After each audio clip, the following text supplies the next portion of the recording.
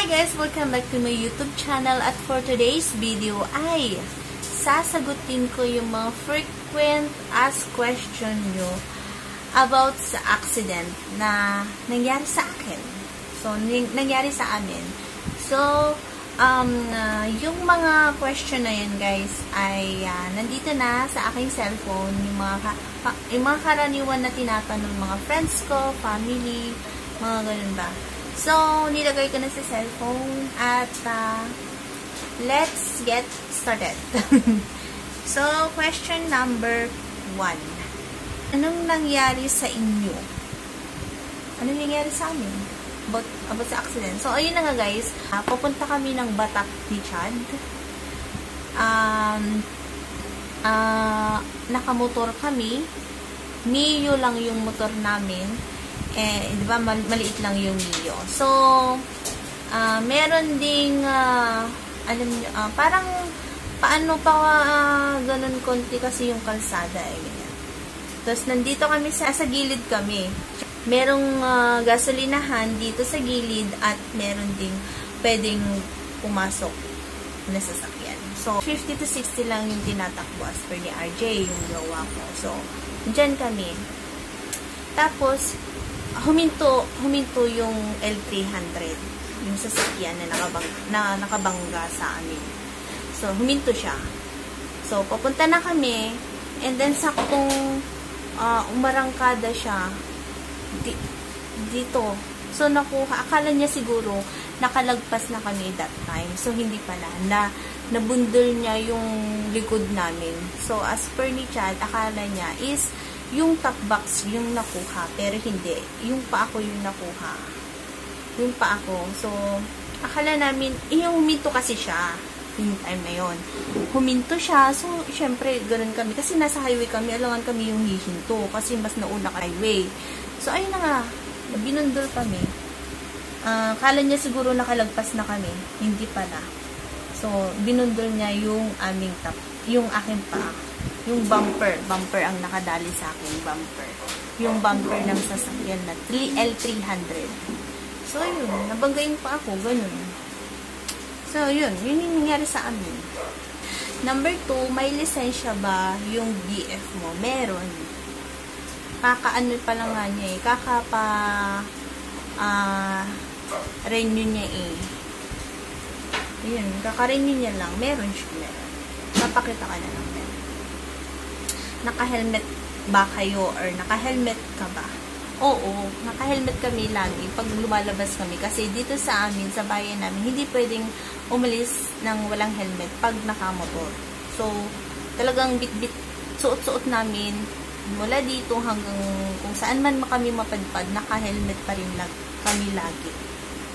Number 4, mabilis ba ang takbo nyo? Yun yung sabi ko kanina, hindi. So, 50 to 60 lang yung takbo namin. Matagal ba bago mag-rescue? So, sa awan ng Diyos, nasa city kami. So, everyday daw may nagpapatrol na police tsaka ambulansya. So, saktong-sakto nung pinagilid ni Chad yung motor at sinabi ko sa kanyang masakit na yung pa ako, may papuntang ambulansya kasi nagro-ronda sila eh. May nakita kaming ambulansya sakto. So, yun, na-rescue ako agad. Pati police, sabay sila talaga that time. 2:30, magto 2:30, that time talaga, or that day. Talagang sabay na sabay yung ambulansya tsaka police. So, hindi kami natagalan sa rescuer. So, mabilis lang kasi nga, nandun sila nagro-ronda. So, number 8. Ano ang nakabangga? Yun yung sabi ko kanina kung anong yan sa amin. L300 yung nakabangga sa amin. Nagdi-deliver sila ng tubig. So, siguro nag-pick up na sila ng tubig. Kaya kakadeliver lang nila. Pauwi na sila. Pupunta na sila sa kanilang main warehouse or yung sa station nila. Yun. Binundol. Diba ako? So, L300 yung nakabangga sa amin. Number 9, binayaran ba kayo or yun sa bill, hospital, mga Ganito guys. So, gusto na talaga namin is mag-share din sila. Kaya guys, yung pagkabangga ko, di ba nilagay muna ako sa ER, kaming nagbayad nun. So, si Chad ang nagbayad nun. Yung mga na antibiotic, kami yung nagbayad nun. So, nasa 7,000? Ay, 7,000 din. 1,000 o kaya mga ganun yung binayaran yung nasa ER ako. Tapos pinauwi. Tapos ititingnan muna after 1 week. And then, binayaran ba kayo? Oo. Nag-share na lang sila. So, pag-areglo na lang. So, dapat is 50. Dapat yung ano nila, yung ibibigay. So, ayaw nila. Basta, hirap kasi magsabi. Bahala na si God sa kanila kung ano man yung nangyari. Yung shipping fee ng plate ko is nasa 20K.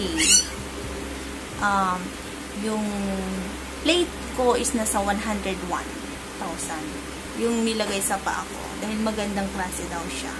So, nilagay, nasa 121,000 na. Iba pa yung doctor's fee. Iba pa yung gamot. Ano pa ba? Basta nasa 160 plus yung binayaran namin. Probinsya, meron yung mga programa ng mga congressman, mga party list show. So,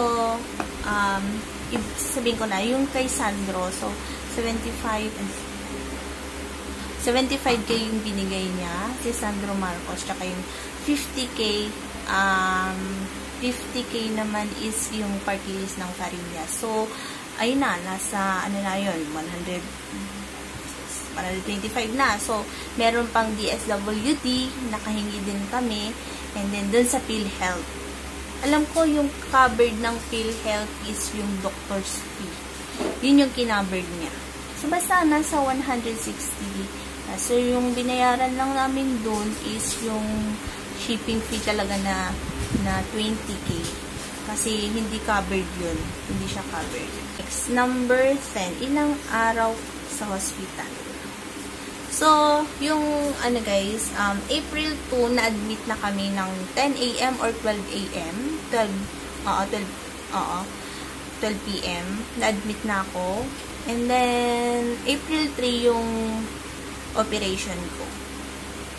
So, hanggang April 4 ng hapon, alas 3. So, 2 days ako sa ospital. 2 days ako sa ospital. Anong naramdaman mo while nasa operating? Ganito kasi guys, dahil first time ko hospital, at ganun nga din yung nangyari. First time ko nga, tapos fractured pa ang nangyari. So, wow. Parang, hindi. May kasamaan kasi ako dun sa hospital na bata, at saka isang fracture din. Pero, ilang beses na yun na operahan eh. Siya kasi yung nagpapasaya sa araw namin, yung bata. So, parang, at saka yung advice din ng isa na dapat huwag kang kabahan. Kasi, di ba pag tumaas yung BP mo, hindi ka nila ooperahan. So, dapat excited ka lagi. Alam mo ba yung tumatak sa akin nung sinabi ng kasamahan, maoperahan din. Kasi 3 kaming ooperahan that day. So, una yung bata, pangalawa yung lalaki, tapos ko yung huli, alas 3. So, sabi niya, dapat huwag kang kabahan, dapat iniisip mo lagi na excited ka kasi mawawala yung sakit sa paa mo, yung mga ganong bagay ba. So, yun yung laging iniisip ko. So, excited akong maoperahan. Yun yung iniisip ko. Excited akong maoperahan. Anong nararamdaman ko sa operating ko? Madaming ilaw. Ano ba?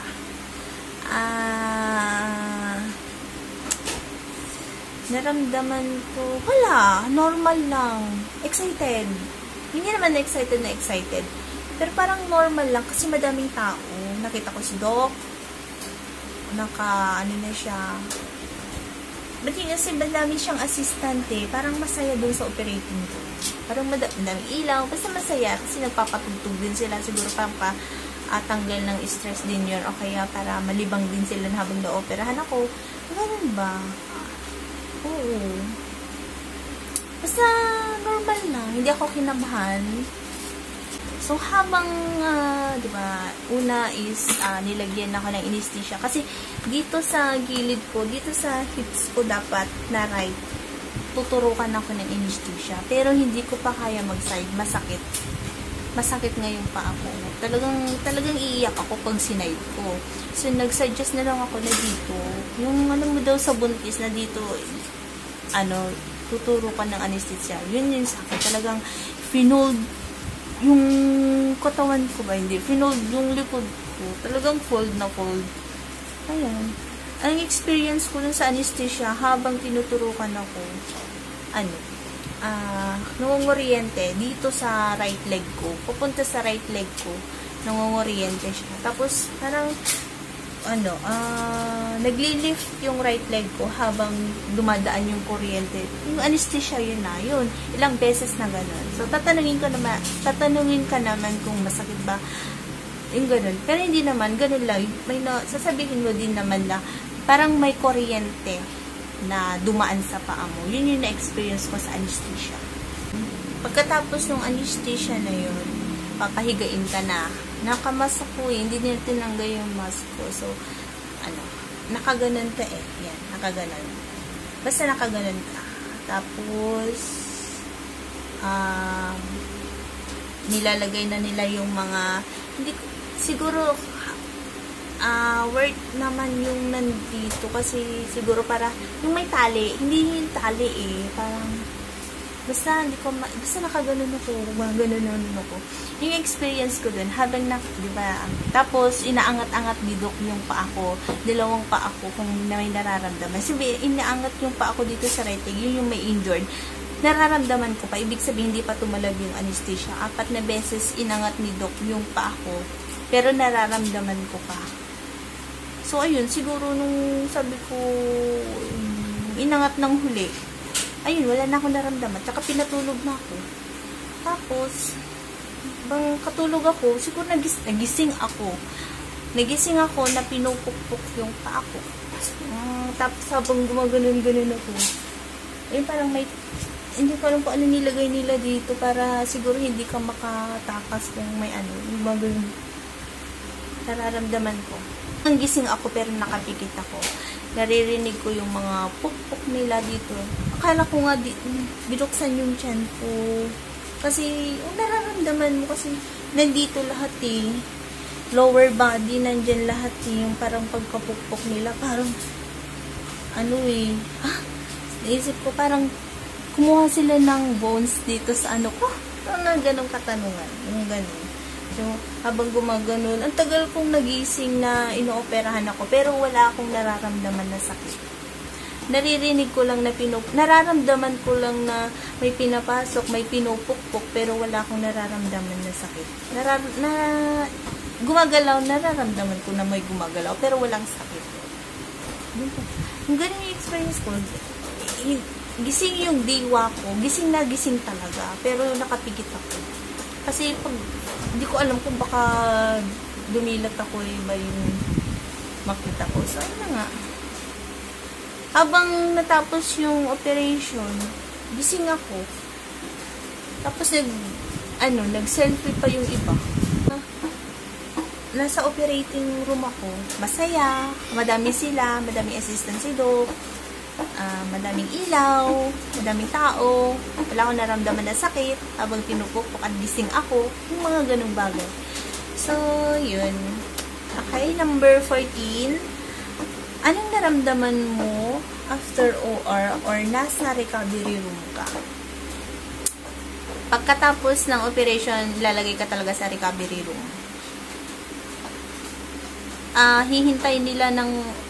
Hihintayin ka nilang magising after ng 5 hours. So, dapat, kasi kung, alam ko, pag tulog ka pa din hanggang 5 hours, after 5 hours, yun na talagang mumonitoring ka kasi may kadalasan daw, may mga ganun na hindi na nagising, koma na, ganun. So, yun, gising naman ako nung nasa OR ako. Gising, papuntang pero antok na ako nung doon siguro tumalab yung anesthesia ko or pampatulog doon sa recovery room. Kasi tulog na tulog ako. Tulog ako. At saka yung advice nila. Huwag kang, di ba nakahiga ako? Huwag kang bangon ng bangon kasi magsusuka ka. Mahihilo ka. So, ang ginawa ko sa recovery room, talagang tulog ako kasi pagod na pagod. Yeah. Doon pa lang tumalab yung pampatulog. So, ayun. Tulog, tas gising ulit. Nafe-feel kong nasusuka ako, pero hindi kaya to. Tulog ulit, ulit. Tapos tatanungin nila kung lilift mo na yung left, yung walang injured na. Once ma-lift mo na yun, okay ka na. So, balik ka na sa room mo. So, ayun na nga, na-lift ko na siya. Tapos, isang beses lang ako bumangon. Nagsuka agad ako. Yun yung siguro yung lasa ng asin. Iba yung lasa ng, siguro anesthesia yun. Ang asin, basta iba yung lasa. Yun, sinuka ko tubig na maasin. Ayun. So, okay na. Na-lift ko na eh. May pakiramdam na. So, ayun. After alas 3 ako inaparan. 3:30 siguro or 3:45, mga ganun. Tapos natapos ng 5:59 kasi nakita ko pa yung oras sa operating room eh na paalis na ako. Is nasa 5:54 ganun. So alas 6.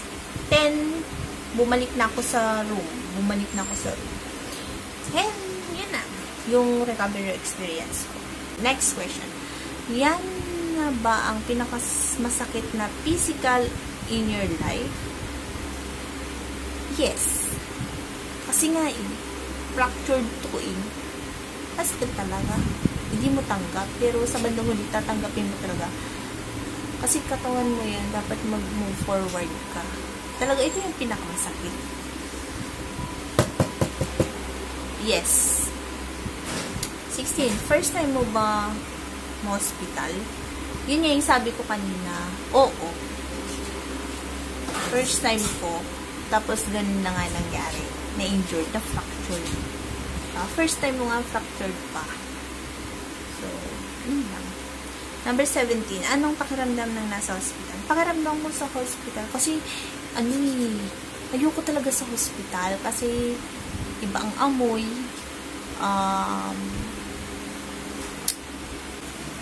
Yung pakiramdam ko is okay.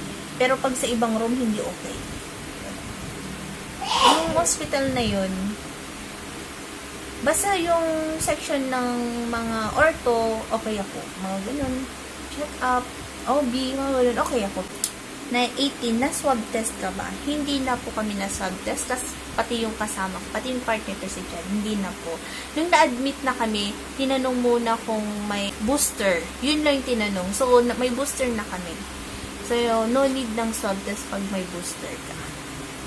Yun. Number 19, anong pakiramdam ng naka-walker? Nahirapan ka ba? Yung walker, oo naman. Kasi yung first time kong experience ng walker. First time ko maglakas, syempre walker na agad eh. Oo naman. Nahirapan ako. Kala mo nga madali, di ba? Kasi ginagano mo. Pero pag may fractured ka, pag hindi ka talaga makalakad, mahirapan ka. Yun. Pero talagang tatanggapin kasi partner mo yan eh, na maglakad. Siya yung gabay mo eh. Siya yung katuwang mo ba maglakad. So, ayun. Nahirapan ako nung una. Pero sa everyday akong nagwa-walker, okay naman siya. Number 20. Kailan ka ba makakalakad kagaya ng dati? Kailan ba ako makakalakad ng dati? So, 6 months kasi yung talagang pinaka-healing process niya. Ay yung kagaya ng dati. Nasa exercise yan. Nasa practice yan, maglakad. Basta ako tinatry kong maglakad ng normal. Yung hindi pa ika-ika. Ayun. Yun yung kasagutan nun. Nasa exercise yan. Mag-exercise ka everyday, maglakad, tumakbo, pero yung takbo hindi pa masyado advice ako sa akin kasi 4 months pa lang ako or magpa 5 months. Ayun. So, walking muna ako na hindi pa ika-ika. Yun yung mga na pinapractice ko. Number 21. Nag-exercise ka ba? yun nga, sabi ko sa inyo is meron akong exercise na ginagawa every morning and every afternoon. So, madami akong exercise na ginagawa dito sa kwarto tsaka doon sa labas. So, panoorin nyo na lang yun. Ililift ko sa taas yung aking mga exercise na napanood lang din naman sa YouTube channel. Ay, sa YouTube. Napanood ko lang din naman. Experience lang din naman nila. So, ginawa ko. Nag-self-therapy ako. Ayun na. Number 22, nagpa-physical therapy ka ba? Hindi po ako nagpa-physical therapy. Bakit?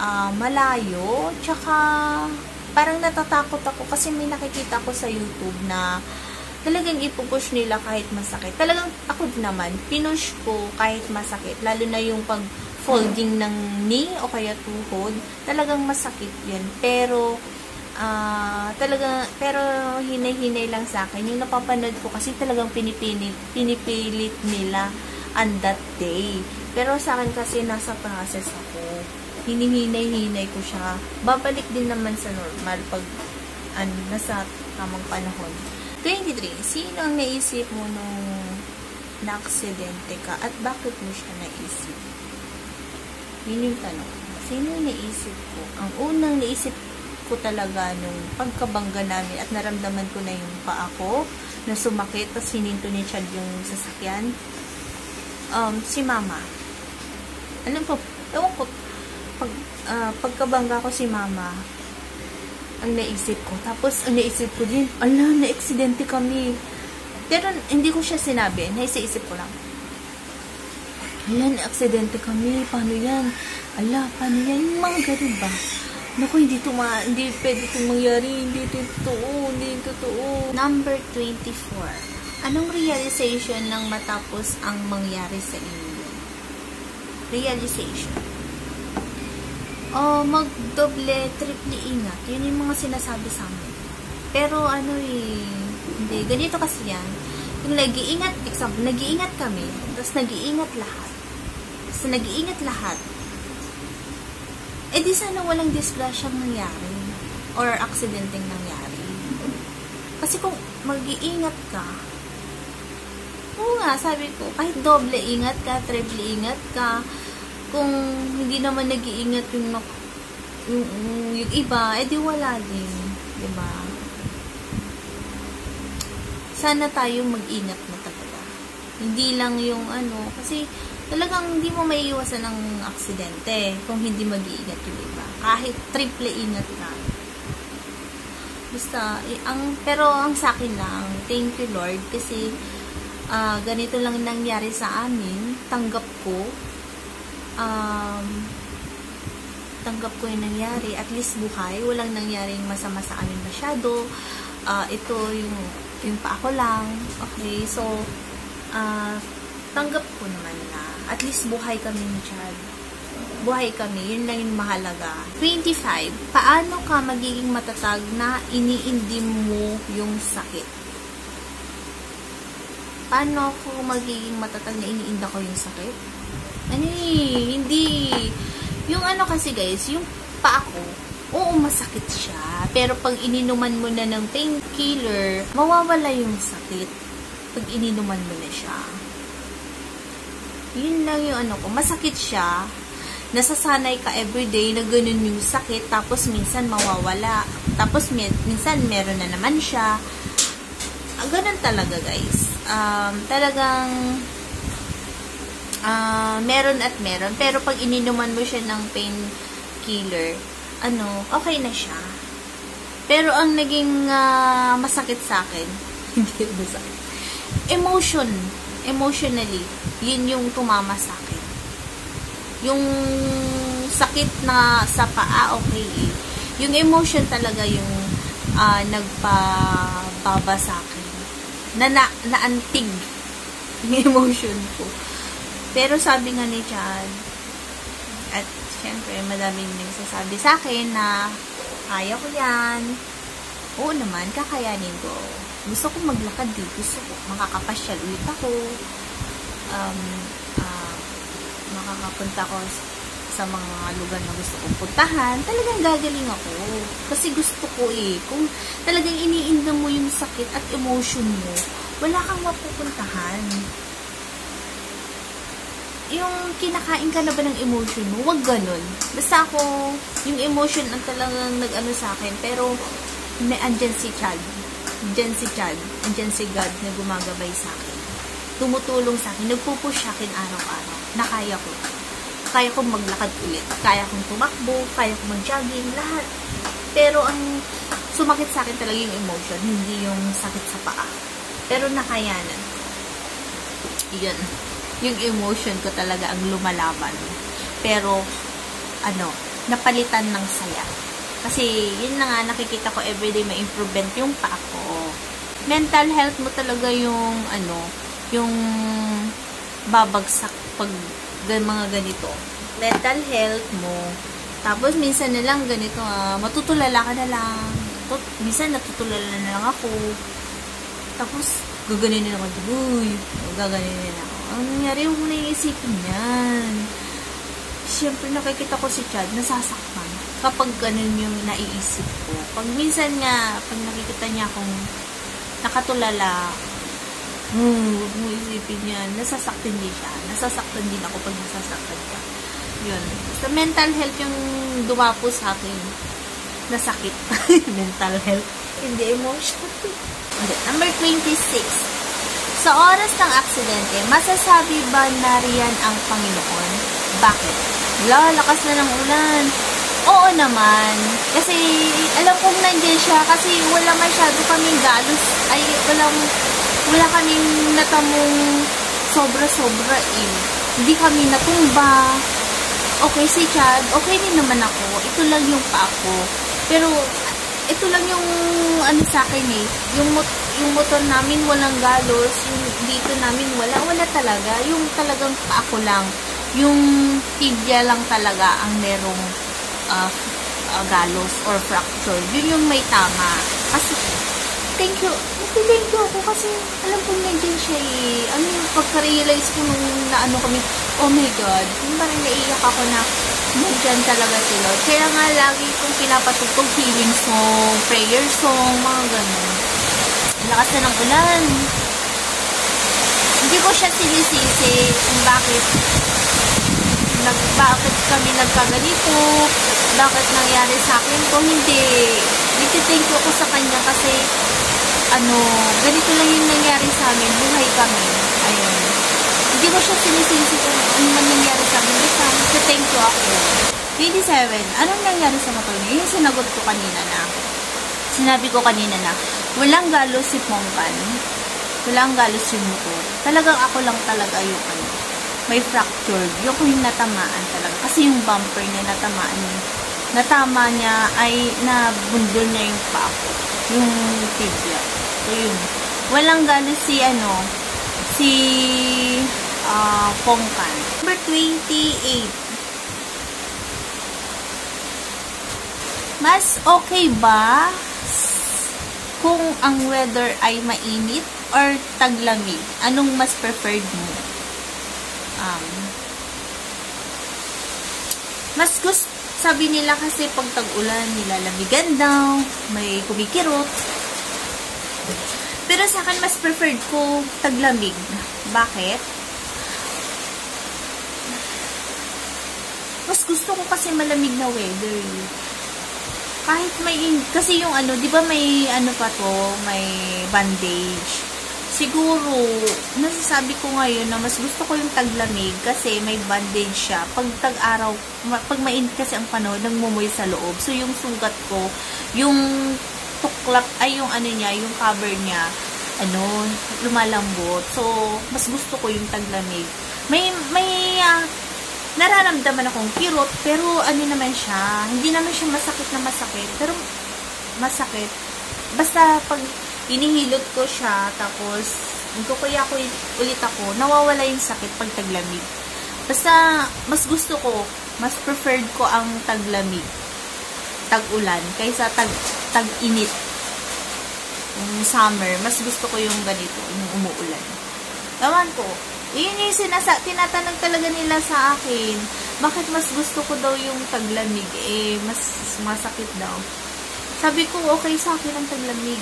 Walang epekto yung pa ako sa taglamig. Meron times na lang siguro na kumirot, pero pag in-exercise mo, nawawala siya. Yun lang. Mas gusto ko yung taglamig, guys.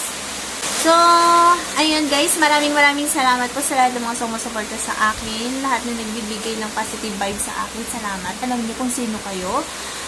Thank you, Lord. Thank you, God.